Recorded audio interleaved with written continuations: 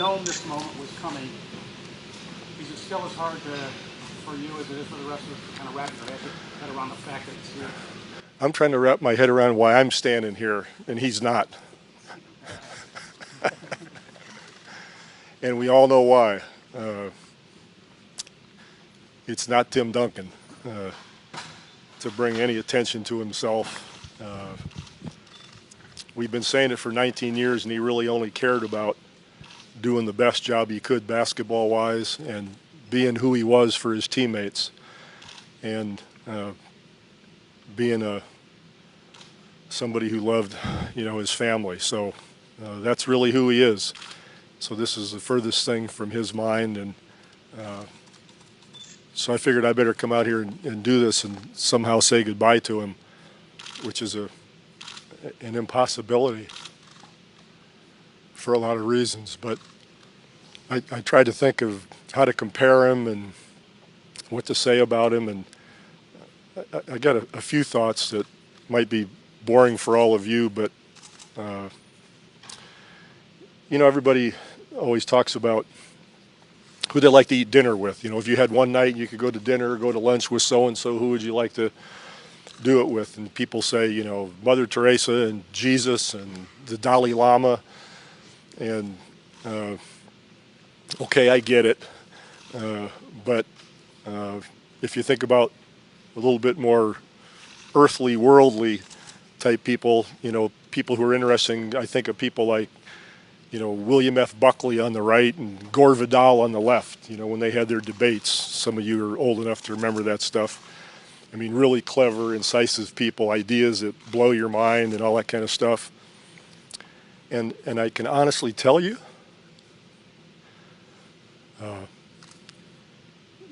my dinner would be with Timmy. And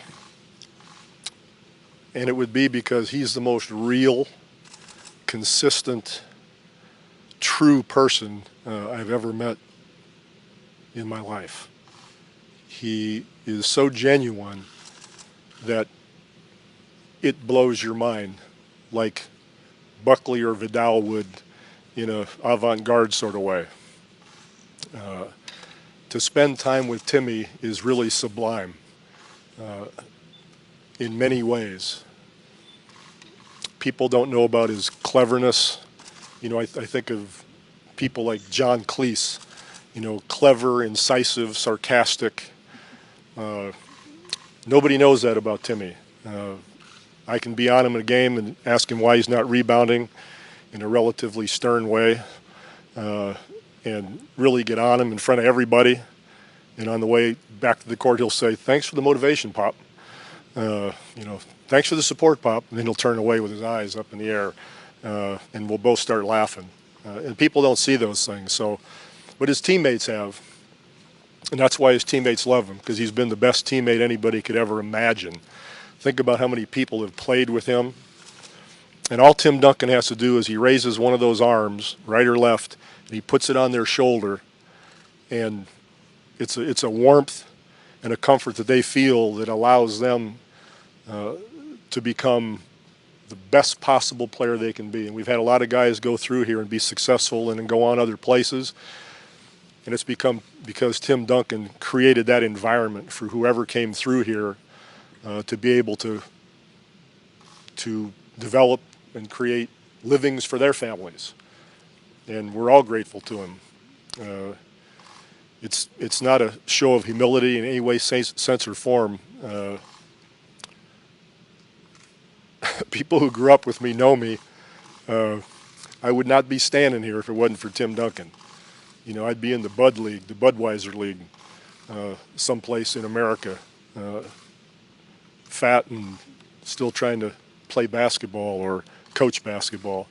But he's why I'm standing here. He's made livings for hundreds of us, staff and coaches, over the years, and never said a word, just came to work every day, came early, stayed late, was there for every single person, from the top of the roster to the bottom of the roster, because that's who he was. So in all those respects, he's irreplaceable.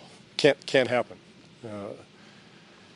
you know, we're all unique, and I guess each one of us is unique, but he's been so important to so many people that it's just mind-boggling. And to think that he's going to be gone makes it really difficult to imagine walking into practice,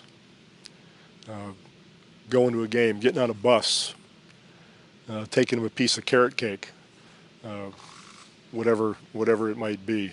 So he's been true to himself, and I read an article yesterday, and I don't do that very often because most of what you all write is junk, so I don't read it very much. But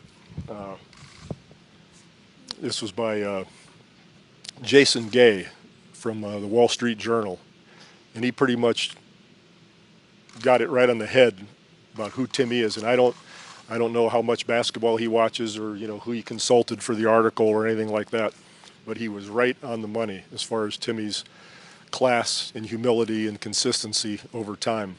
You know, you don't see Timmy beating his chest as if it's the first time a human being dunked a basketball, as a lot of people do these days. He's not pointing to the sky. He's not glamming for the cameras. He just plays. And we've seen it for so long that it becomes almost mundane, but so special, and it has to be remembered. Jason Gay, this author from the article yesterday, he said that, to quote him, I think he said, he hid in plain sight better than anybody he'd ever seen. And it's true. And I just tried to think of somebody like that. And I'm a foodie. I'm a food wine guy. So the name that popped into my head was Anthony Bourdain. Like, nobody knew who the hell he was except foodies. And after he wrote his first book, he became popular. And all of a sudden, he's on CNN. He's doing these travel shows, and he's talking about. He's erudite. He's incisive. He's a people lover. He's talking about the Ramones, and he's talking about hooch, and he's talking about food. And everybody says, "Who is this guy?" Well, he's been there all along, and just didn't notice him in the beginning. And it's been that way with Timmy. You know, the greatest player at his position who's ever stepped on a court, and now people are saying, "Oh yeah," you know, that kind of thing. Timmy doesn't care. Doc, did you also read the Wall Street Journal piece about the social psychology paper that Tim wrote at Wake Forest? Yeah, Timmy's we all know he's a grad, but he took his education very seriously. And it's something that he relishes and is very proud of. But at this point, I can tell you that the thing that made him the happiest,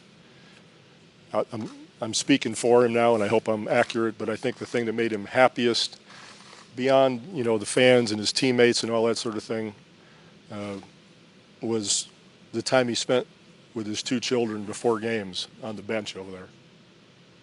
That's who he was. That's who he still is. When did you find out that he made the decision he made? That doesn't matter when I found out.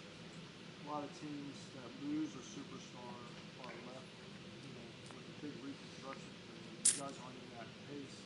How much is his selfishness as far as salary goes? Well, you know, Timmy, along with other people, you know, Manu and Tony especially, over the years have sacrificed and allowed us to keep a team together. And of course, RC and his staff have been spectacular in keeping the talent level up and searching out gems that no one else maybe knew about or paid attention to. So, you know, a combination of those things has worked so that we could continue to be a competitive team. As much as he loves the game and you love being around him and him here, and you talk about him coming in and helping out in the future and still being a part of this deal, does he cut it off and done? Well, Dave, you and I both know that he's too smart to coach. That's for sure. So I don't think we're going to see Timmy going up and down the sidelines much. But I have a notion that, you know, he'll at least listen to being involved somehow or other, maybe even on a part-time basis, not a full-time basis. I don't know. But I'm certainly going to hit him with everything I have to try to keep him around here as long as we possibly can, because he means that much to everyone, as we've mentioned already. What's the one thing organization kind of missed the most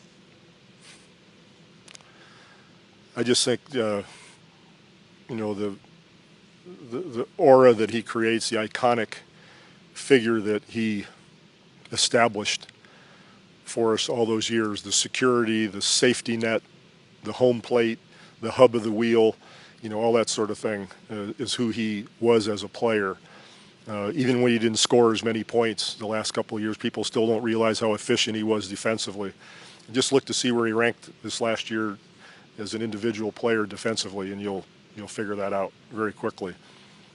Offensively, people know how to react because of where he's at. He'll move on a court and react where other players wouldn't have a clue and they'd just be in the way, but he knows where to go. So even though his production stat-wise wasn't the same, we won 67 games because he still was the center of everything that we did at both ends of the court, even though other people scored more. So we'll miss that and have to figure it out. Other people will have to step up leadership-wise. That'll be a huge thing for us. Who's going to step up and be that quiet leader that everybody responds to and respects and feeds off of? And not a lot of people can handle that. So we'll see where that goes. There's a romantic idea about going out, winning a championship. Is there beauty in the way that Tim went out? You know, Tim, everybody's different. People go out at different times for different reasons, but this is the way one would always expect Timmy to go out. You know, he's the same person as far as his values and opinions of himself as the day he came in. I can still remember before his father passed away looking at me in the eye and saying that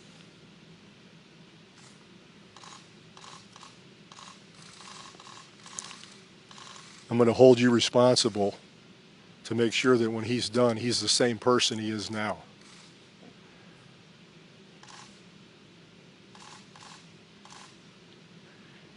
And in that respect, he is. He's grown as a person, as we all do, through experiences. But his inner core, he was over himself when he came in. And after all these accolades and all this success, he's still gotten over himself. Hasn't changed a lick. Try to talk him out of it. No. I'm so tired of coaching him. He's so stubborn. I would never try to talk him out of anything.